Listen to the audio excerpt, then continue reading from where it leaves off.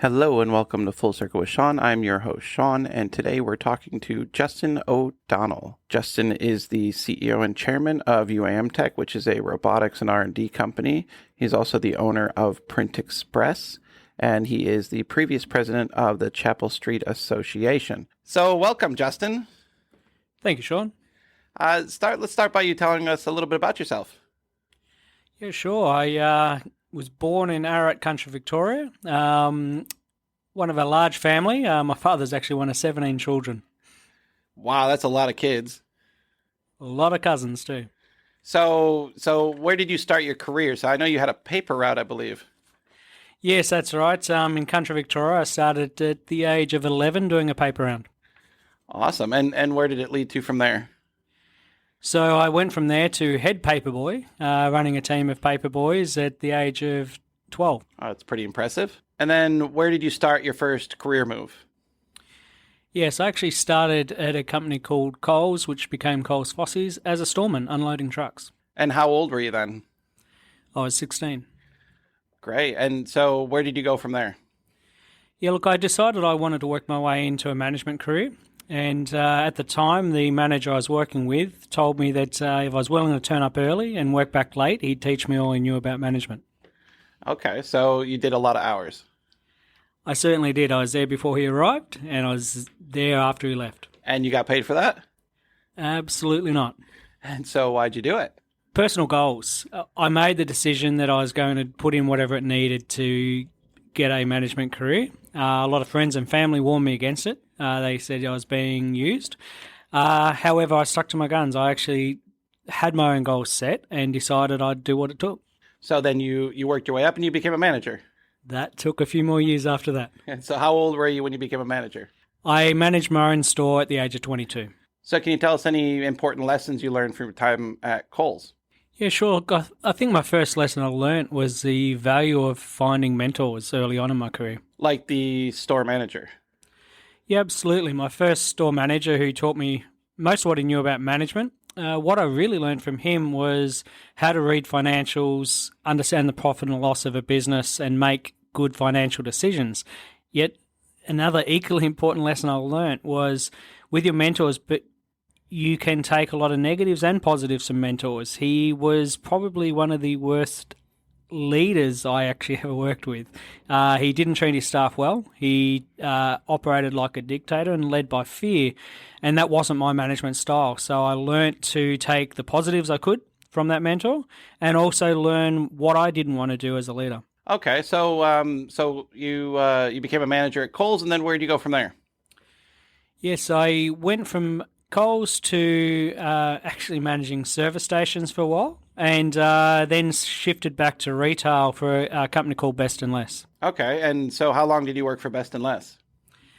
I did that for about 4 years. Another key role that I took on there was actually rolling out their IT systems for their operations, both storeroom and for retail POS systems. Oh, that's really great. So after Best and Less, where did you go?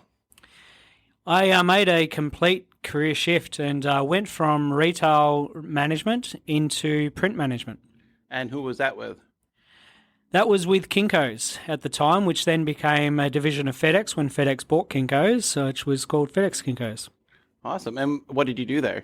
I first started as a centre manager managing a store, and within 12 months I was promoted to regional manager for FedEx Kinko's. And how was that different from managing, say, Kohl's or Best and Less?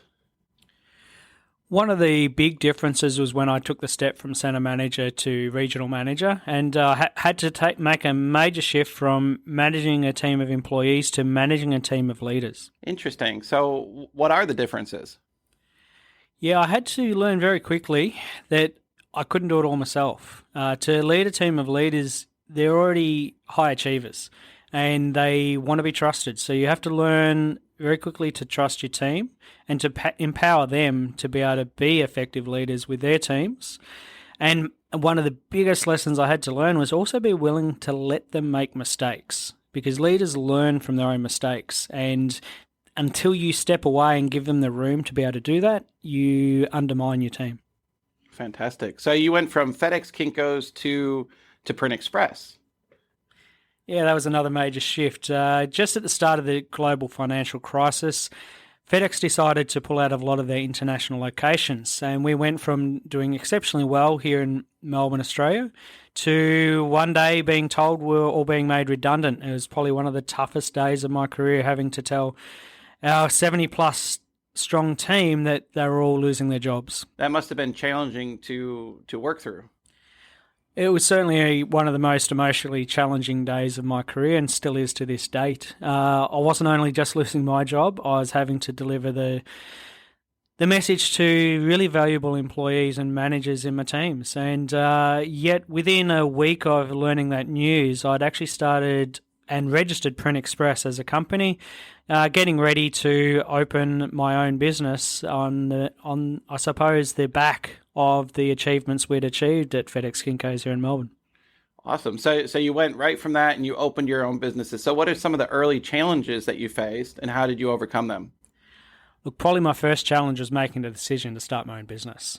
Right from a young age, I actually at the age of 18 wrote a list of lifelong goals, and one was to run my own business one day.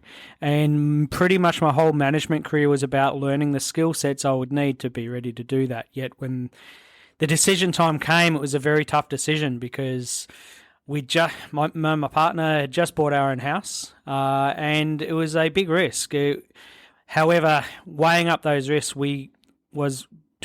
if we take that risk, we could lose everything and have to start again. However, once I really broke it down, there was two key decisions or two risks. One risk was to lose everything and start again. The other was to live the rest of my life wondering, what if? What if I took that chance? What if I took the chance and trusted myself to have a go? And it made the decision really easy because I couldn't live with the what if. I could live with starting over again. That's fantastic. So you decide to move forward. You're taking the punt. So what are some of the early challenges you had starting your own business? Probably a couple of the real early challenges was every dollar mattered. Every single cent that came into the business went to cash flow. How do we survive? Where's the next dollar coming from? How do we pay rent? How do we pay wages?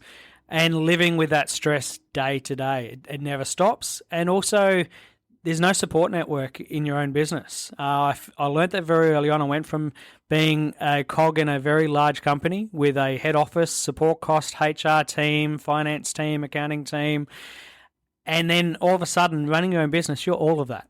And it's 24/7. You don't get to switch off. And that was highly challenging. And in the early days, probably one of the best decisions I made was to build a rainy day fund. Every cent we made, every chance I got, I put away funds just in case on a rainy day. And that gave me some peace of mind very early on in the piece. And so you had your rainy day funds. Did you make any mistakes? I certainly did. Probably the biggest mistake I made early on was trying to do everything myself because I was tight on funds and I didn't want to spend money unnecessarily. The biggest mistake I made was not outsourcing to experienced people in their fields. And it took me a while and it was costly and also very stressful. So probably the biggest mistake I made early on was not building my networks and finding trusted professionals, experts in their field to outsource parts of running my business. And so you learned that. And then what steps did you take to resolve that? Yeah, absolutely. Look, I learned that it was very hard to find trusted professionals. So one of the things I did fairly early on, in fact, within the first 12 months of running my business, is I actually attended a number of networking events, and I was eventually introduced to BNI, Business Networking International. And there was local chapters, and I was invited along to one of those, and it was all about building business networks to build referrals for your business primarily. And to be honest, that's the main reason I went there to start, was to find more customers and more business for my business. What I very quickly learnt, though, was I started building professional networks. People I liked and trusted and were well connected to other people in business, and I was able to start finding trusted professionals that could help me run my business in a much more efficient and professional manner. And how long were you in BNI, or are you still in BNI? I was in BNI for 12 years, and it wasn't until I met you, Sean, and I was helping you run your businesses, and I just ended up running out of time for that. In saying that, though, the professional connections I've made, I've kept over those years. It was 12 years. However, a lot of my business and my printing business still comes from the connections I made in BNI. However, it wasn't until I learnt that it wasn't about what I got, it was what I gave. And I actually found that the best way to network is to focus on how you can give to others and how you can support others. And it's one of the key skills I learned, and one of the most eye-opening skills was the laws of reciprocity. And when you give to others without any expectation of return, it's amazing what comes back your way. That's good, really good advice. Any other advice you would give to somebody that's looking to make the most of say, networking opportunities? Yeah, absolutely. First of all, get out there and network, and expect it to be daunting and scary. It was the biggest step outside of my comfort zone I've ever made. However, it is the largest growth in my professional career. For all the years I worked for large organizations in management, the growth and professional development I got from networking and learning how to effectively network. And the biggest lesson to learn in networking is if you go into it with a farming mindset. Don't go into expecting what you're going to get out of it and being a hunter trying to get the next sale. If you actually network genuinely wanting to see how you can help others and support your local community, that then leads to lots of opportunities for yourself. However, it's suited my personality as well. I'm not an extrovert. I'm not out there. I won't go out there trying to sell myself. But if I can help and support others, it's amazing how many others then go out of their way to help and support you also. Well, that's really fantastic advice. So during the same time, you were involved with the Chapel Street Association, yes? Yeah, that came about from learning how to be a better networker through BNI. And I didn't have extended networks. Today, Sean, you think I'm very well connected and have really strong networks. It didn't happen naturally for me. So some of the good mentor, getting back to mentors, mentored me and said, join a local business group or community group, give back to your community. So I looked at ways I could give back to my local business community, and there was an association called the Chapel Street Precinct Association. My business was a business on Chapel Street in Melbourne, one of the largest retail strips in the Southern Hemisphere. And I was invited along to a board meeting and met a number of the business owners volunteering their time to help support the local businesses. In fact, over 2,200 businesses were members of that association. And we did a lot of volunteer work to help promote and market the precinct to support local businesses. And I did that primarily to expand my networks, but I quickly found that it also helped me with my professional development, and I got to spend a lot of time giving to my local community, and surprise, surprise, a lot of people wanted to know what I did and wanted to know about my business. And a lot of the customers that I have now for that printing business are business owners that I help support in their businesses. So it goes around, that's back to that reciprocity principles of if you give to others, others want to give back to you. But however, some of my professional development also came from learning to deal with all levels of government and bureaucracy, which was a big learning curve for me, dealing with local, state and federal government representatives, which often didn't have the same objectives as local business owners in the local community. Yeah, fantastic. Some lessons you learned from being the president of the Chapel Street Association? And also, how long were you president of the Chapel Street Association? I was a member of the Chapel Street Precinct Association board for 12 years, a vice president for a number of years, and 4 years as the president of the association. Some of the key lessons I learnt, though, probably one of the real key lessons was to learn to pick your battles and manage your energy. There was many times where you felt passionate about certain topics and injustices that were happening and business owners not being looked after and employees not being looked after, and you could pick a million battles.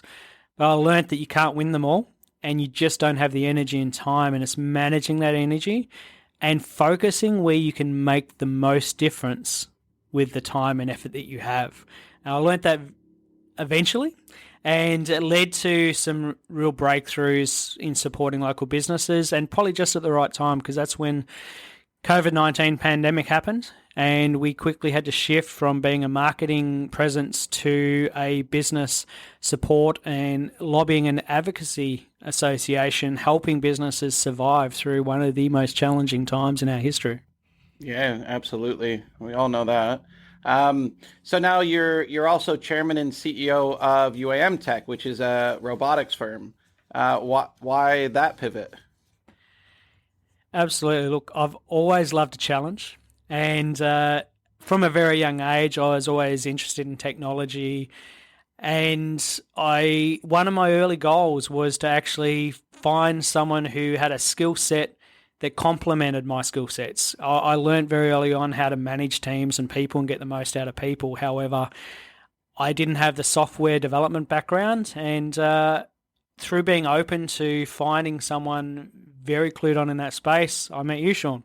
And I found there's a really good synergy there, and I'm excited about what we can achieve through technology to help improve other people's businesses throughout the world. Yeah, awesome. And what kind of lessons have you learned from guiding a startup? Wow, there's some lessons that we've learnt there. Probably one of the first ones in the startup economy is whatever you think your runway required is to get from startup to commercialization, you need to expand on that significantly.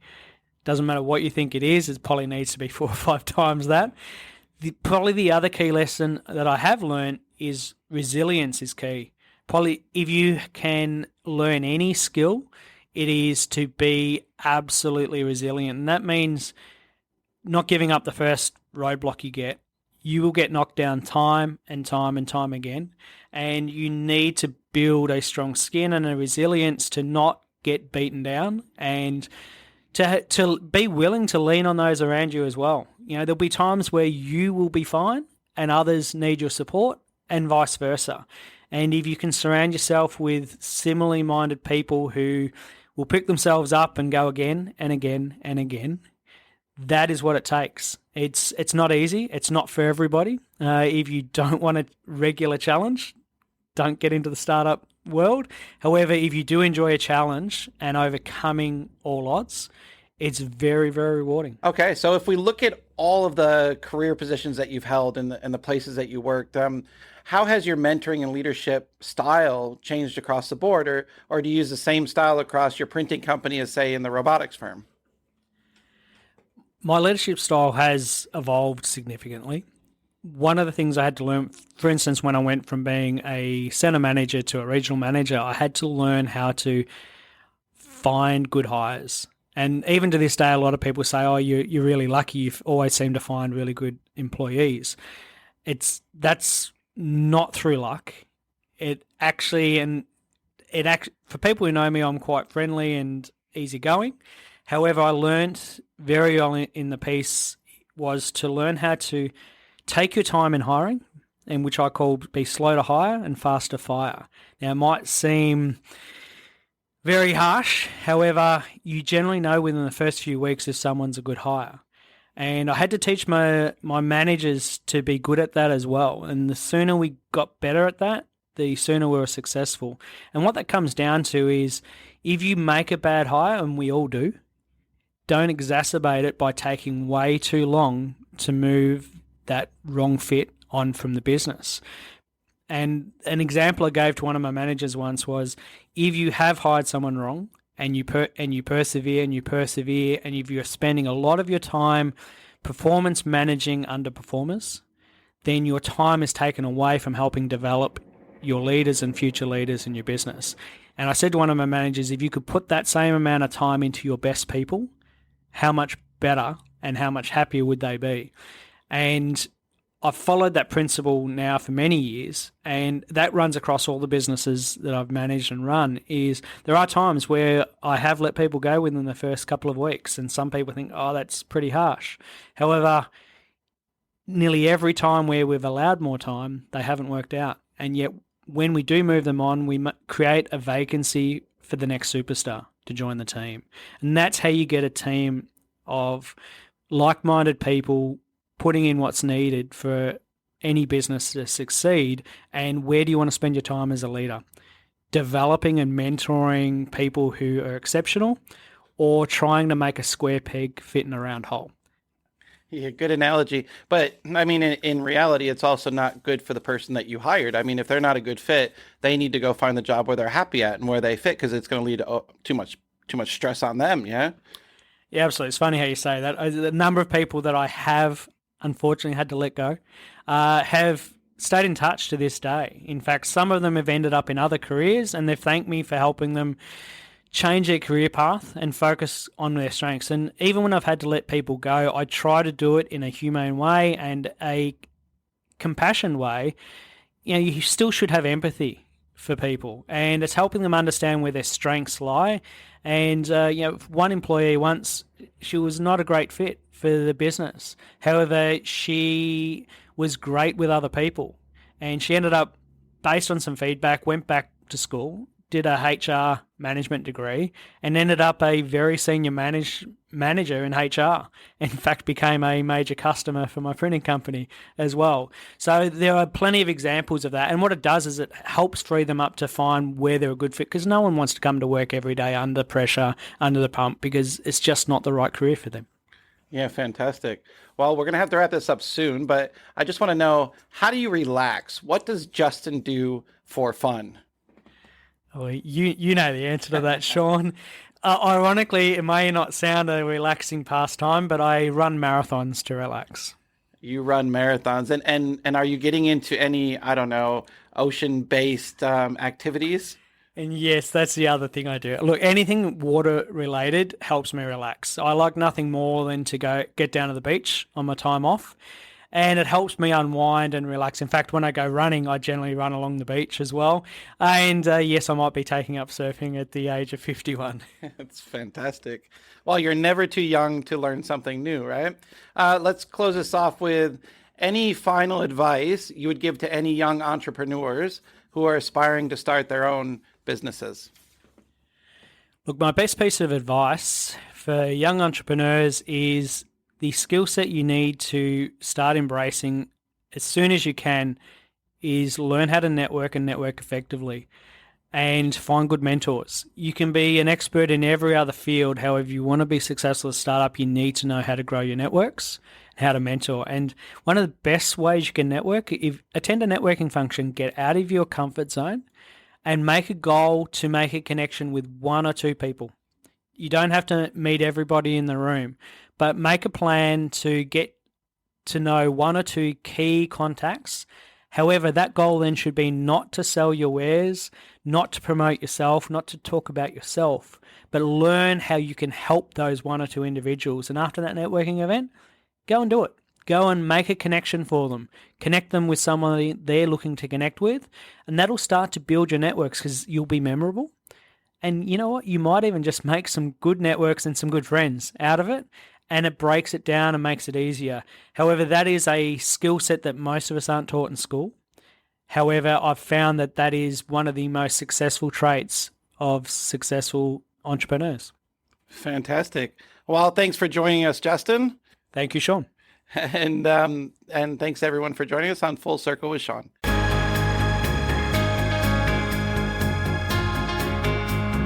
End of the road, we've come so far. In the circle of life, with Sean we're stars. From the depths of care to the force we go. In the twists of life, we reap and sow.